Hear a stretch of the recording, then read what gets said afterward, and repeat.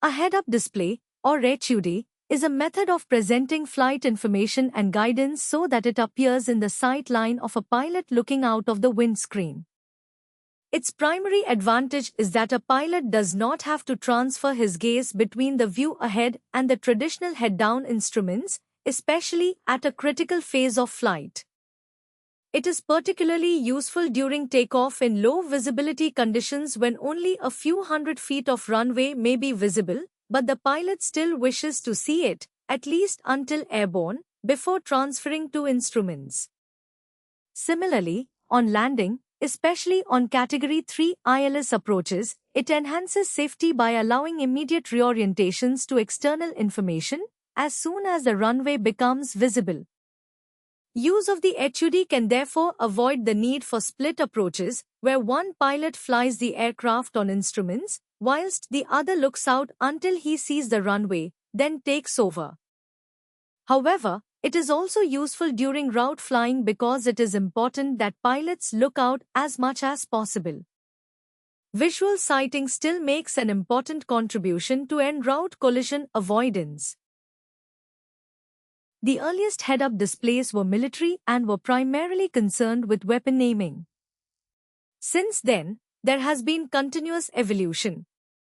The components of the system vary depending on its age, but the initial versions designed for civil aircraft comprise a display controller, a display guidance computer, an overhead unit, and a combiner. The main purpose of the display controller is to allow the pilot to select the various modes of operation available. We will look at some of these later. The display guidance computer takes the flight guidance information and symbol generation data from the FS and combines it in a form suitable for the HUD display. The generic term for the symbols generated is symbology, and it looks like this. The overhead unit is simply a special-purpose projector which sends the symbology generated by the guidance computer to the combiner, which is a fold-away glass see-through screen, mounted in front of the pilot. It is angled and designed in such a way that it reflects the monochromatic projected light towards the pilot, without interfering from the ambient light at all other wavelengths which is coming from ahead.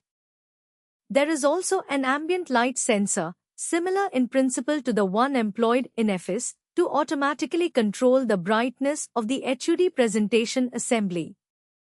It maintains the initial brightness level selected by the pilot, and therefore adjusts for changing flight deck light conditions during the flight.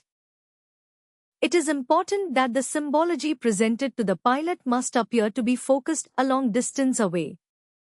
Otherwise, the eyes would have to change focal length when switching between the outside world and the data on the head-up display, which would defeat the whole object of having the HUD.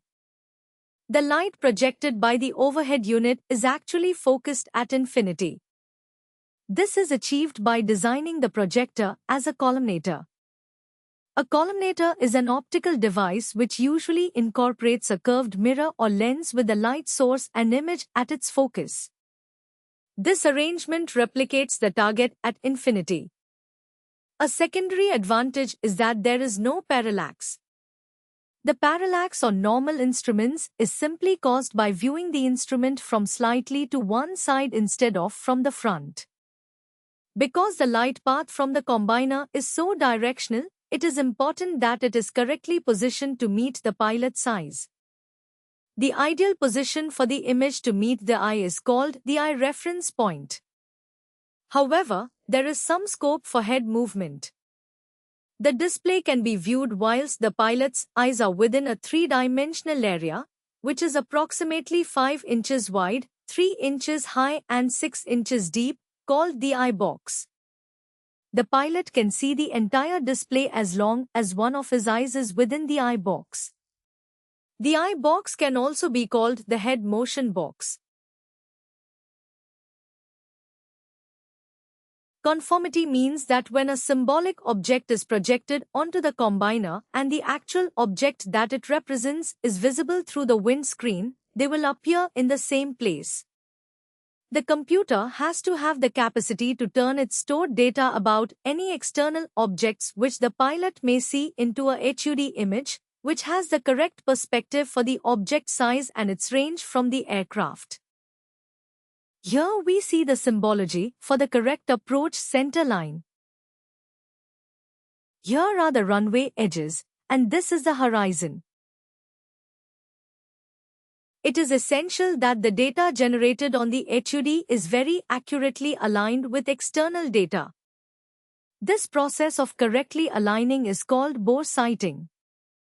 Typical bore sighting accuracy is plus or minus 7 milliradians or less than half a degree. This display is very much on the limits of what is acceptable. You can see that, if the misalignment were to get any worse, the moment that the runway first became visible might be disorientating. There are currently 4 generations of HUD technology. The first uses a cathode ray tube to generate the symbology. This is the system still in use in most current HUDs. However, these systems are subject to fade and they require high voltages. Second-generation systems replace the cathode ray tube by a solid-state light source such as a liquid crystal display. This saves weight and does not need high voltages, thereby avoiding unwanted heat generation. It also largely overcomes the fade problem. These two are in current aircraft. Third-generation systems remove the need for the overhead projector. Optical waveguides produce the image directly in the combiner. With these systems, eye reference point is less critical since the eye box is larger. These are just emerging in aircraft. Fourth-generation systems dispense with the combiner altogether. The entire windscreen is used as a transparent display. It has a phosphocoating which reacts when a small laser projects directly onto it, producing images and even video imagery directly onto the windscreen. These are currently being developed for cars, but aircraft applications will almost certainly follow shortly. Because HUDs are fitted only to aircraft which have other advanced electronics such as air data computers, FMS and EFIS. There is a wealth of information that could be displayed. Every HUD will show information from the Air Data Computer or ADC, the Inertial Reference Unit or IRU, the radio altimeter, the radio navigation instruments and the Flight Management System or FMS.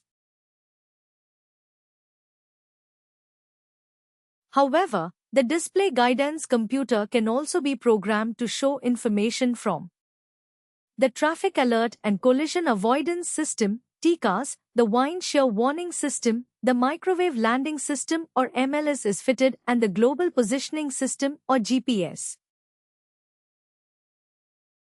What is actually available on any particular display will depend on the manufacturer and the customer's requirements.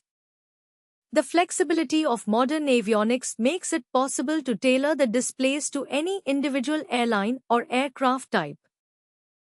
This list shows some of the options which may be selected. As you can see, it is a long one and you are not expected to remember it by heart. Indeed, it is not exhaustive, and as technology emerges, new ones may be added.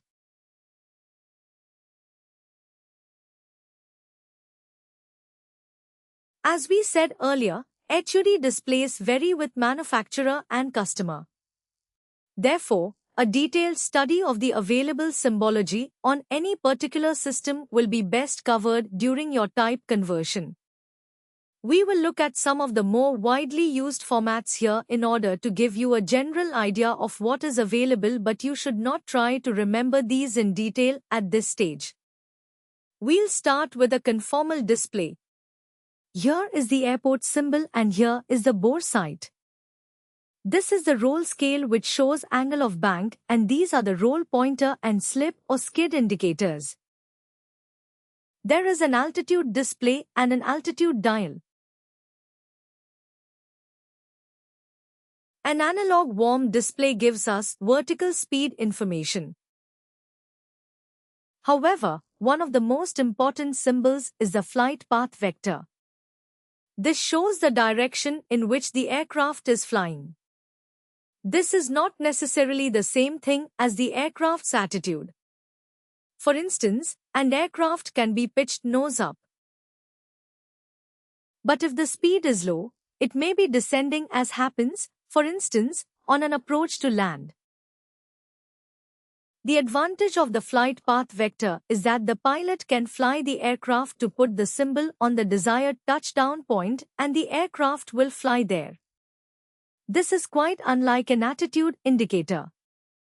This calculation of flight path vector has only become possible recently, now that computer technology is used in modern instrumentation. The airport symbol changes to a runway symbol as the aircraft descends through 325 feet. And below 100 feet on the radio altimeter, a flare guidance cue becomes active. This moves up to the flight path vector from below until the wings of the aircraft symbol fit in between the two bars. Along and across track wind vectors can be shown. This is particularly useful during landing and takeoff. There is an airspeed digital display and also an analog display which can be bugged. Once in the climb or cruise, a horizontal situation indicator can be displayed. Pause the display if you want time to look at all the symbols and labels and continue when you are ready. And this is a non-conformal display which might be a useful option in the cruise. Again, pause if you want to.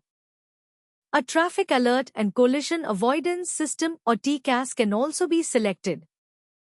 Basically, just about any information generated within the aircraft can be displayed if the customer requires it.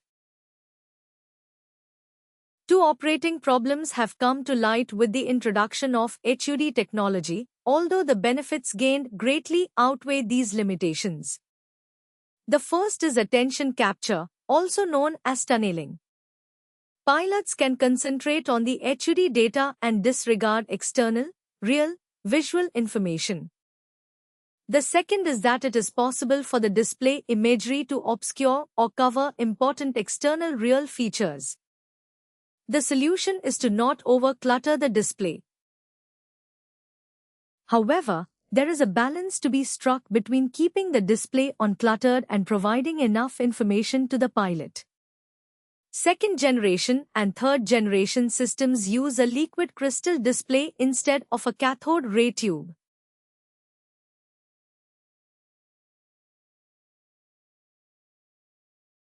The primary reasons for this were to save weight, reduce picture fade and also to use a lower voltage power supply, thereby generating less unwanted heat.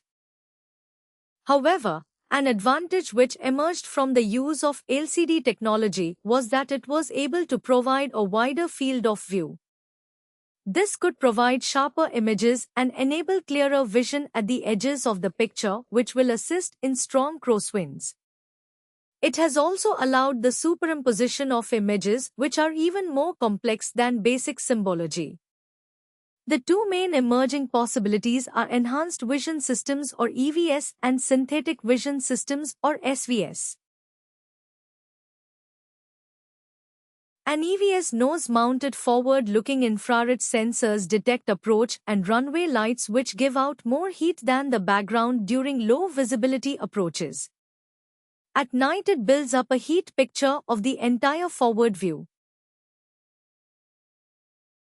This is a picture with the EVS switched off. Look at the runway, and now compare it with the same view a second later with the EVS on again.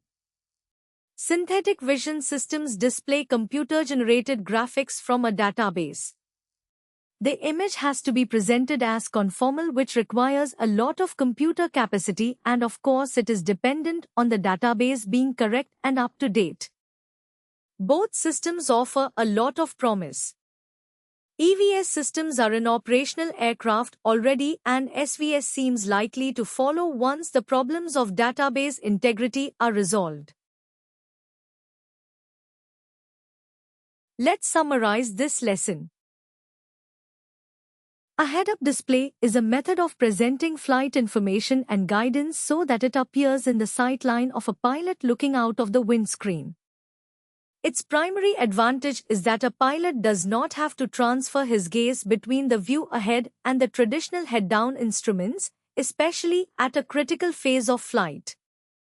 It is particularly useful during takeoff in low visibility conditions when only a few hundred feet of runway may be visible, but the pilot still wishes to see it, at least until airborne, before transferring to instruments. Similarly, on landing, especially on Category 3 ILS approaches, it enhances safety by allowing immediate reorientations to external information as soon as the runway becomes visible. First-generation systems have four basic components. These are a display controller, a display guidance computer, an overhead unit, and a combiner. There is also an ambient light sensor.